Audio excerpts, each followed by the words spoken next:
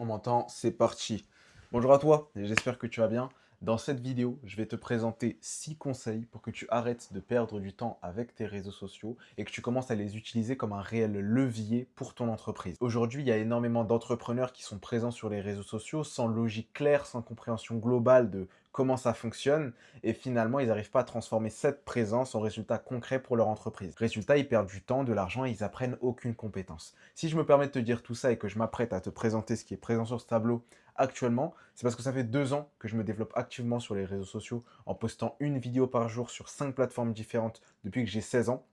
J'ai pas précisé actuellement, j'ai 18 ans. Et en parallèle de ça, j'ai passé plus de 2 ans également à étudier de A à Z la création de contenu axé sur le monde de l'entreprise. Et j'ai aussi investi plus de 10 000 € en formation à mes 17 ans. Donc autant te dire que ce qui est présent sur ce tableau, ça a quand même un petit peu de valeur. Donc reste bien jusqu'à la fin de cette vidéo pour comprendre concrètement ce que tu dois faire et ce que tu dois arrêter de faire pour développer ton entreprise sur les réseaux. Également, je tiens à préciser que je te laisse mon WhatsApp en première ligne de description. Si jamais tu as une question, n'hésite pas à me la poser, j'y répondrai gratuitement avec plaisir. Alors, le premier conseil, ça va être de commencer à traiter la création de contenu comme une extension de ton entreprise. Il y a beaucoup trop d'entrepreneurs que je vois utiliser les réseaux sociaux comme une vitrine.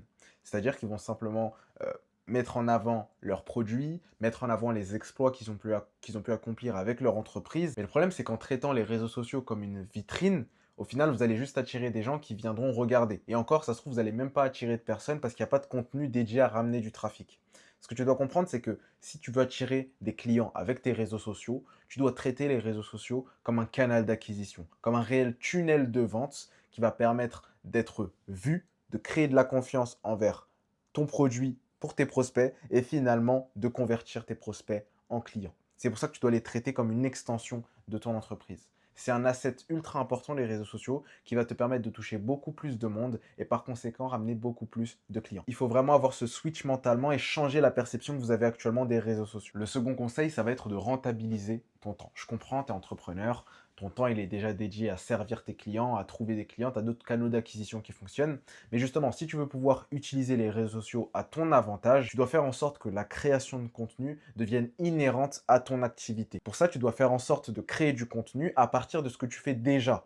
Par exemple, je sais que sur TikTok et Instagram, j'ai vu beaucoup d'entreprises qui filmaient leurs appels de vente et qui, pour le coup, arrivaient à générer des dizaines, voire des centaines de milliers de vues grâce à ce type de contenu. Et c'est même encore mieux que vous arriviez à créer du contenu à partir de ce que vous faites déjà, parce que lorsque le spectateur voit la vidéo et arrive à voir une partie à part entière de ce que tu fais dans ton activité, il y a un peu ce sentiment d'exclusivité. Il a l'impression de voir les coulisses de ce que tu fais et donc se sent beaucoup plus proche de toi. Le troisième conseil, si ce n'est le plus important, ça va être d'éliminer, d'automatiser, de déléguer et de se faire accompagner. Alors, éliminer concrètement, ça signifie que tu dois éliminer toutes les tâches éliminables.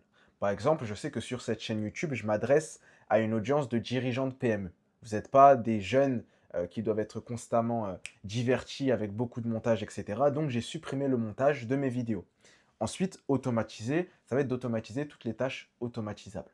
Un autre exemple, ça peut être le post des vidéos.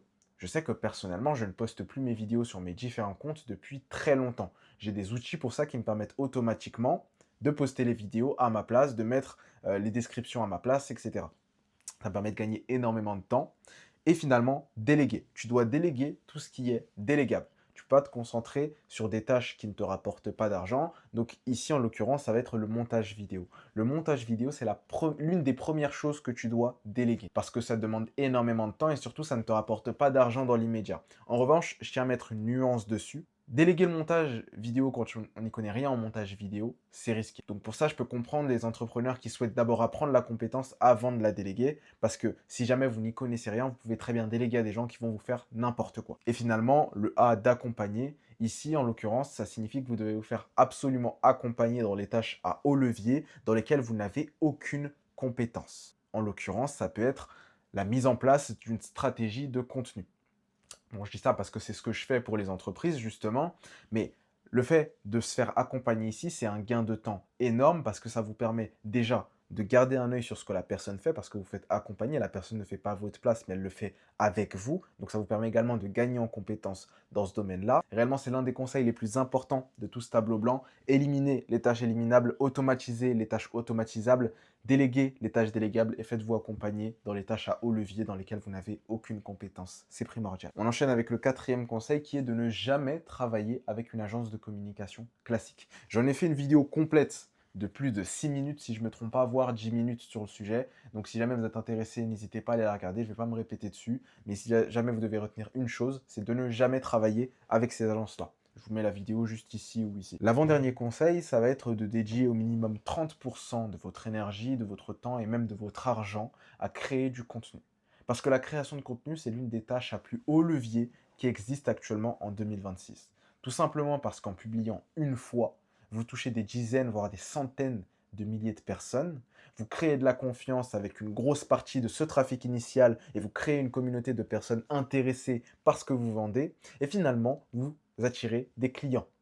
Réellement, la création de contenu, c'est puissant parce que ça vous permet de fluidifier tout votre business. Ça vous permet d'avoir un canal prédictible de clientèle. Et surtout, un point essentiel qui est négligé par beaucoup de personnes, c'est que créer du contenu et poster sur les réseaux sociaux, c'est exponentiel. C'est-à-dire que plus vous allez poster de contenu, plus vous allez avancer, plus vous allez faire grossir votre communauté, moins ce sera demandant en temps, en argent, en énergie et plus vous obtiendrez de résultats. Que ce soit des ventes, de la visibilité, des médias qui veulent vous interviewer ou tout simplement des opportunités entrepreneuriales qui viennent d'autres concurrents ou même d'autres personnes qui ne sont même pas dans votre marché, être visible, c'est ce qui crée la chance. Et aujourd'hui, le moyen le plus efficace d'en obtenir, c'est de poster sur les réseaux sociaux. À présent, on passe au dernier conseil, peut-être l'un des plus importants et celui que vous n'allez retrouver nulle part autre que sur ce tableau aujourd'hui, c'est de créer des formats signatures. Ceux qui ne savent toujours pas ce que c'est, sachant que je le répète tout le temps sur cette chaîne, c'est concrètement des formats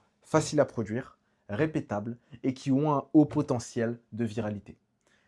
Cette forme de création de contenu, les formats signatures, c'est la forme la plus adaptée à un profil entrepreneurial. Parce que grâce à ça, vous allez pouvoir publier énormément de volume parce que ce sont des contenus faciles et répétables, donc ça ne demande pas d'énergie créative et également, ce n'est pas demandant en termes de montage et surtout, ça va faire énormément de vues qualifiées. C'est réellement ça l'objectif. Un petit bonus que vous pouvez mélanger avec ce format signature, c'est de mélanger visibilité, expertise et vente. Si vous arrivez à obtenir un format qui fait beaucoup de vues, où vous arrivez à montrer votre expertise et à vendre vos produits, c'est juste parfait. Pour que vous puissiez vous projeter un petit peu sur le marché de l'immobilier en France, il y a une entreprise appelée Deferla Immobilier, tout simplement, sur laquelle j'ai fait une vidéo d'ailleurs, donc je vous la mettrai juste ici ou ici encore une fois.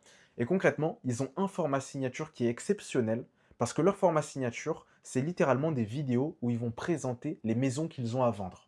C'est-à-dire que leurs vidéos réalisent des centaines de milliers de vues à chaque fois, et c'est juste eux, enfin des agents immobiliers de l'entreprise en tout cas, qui présentent leur maison. Donc, ça fait beaucoup de vues.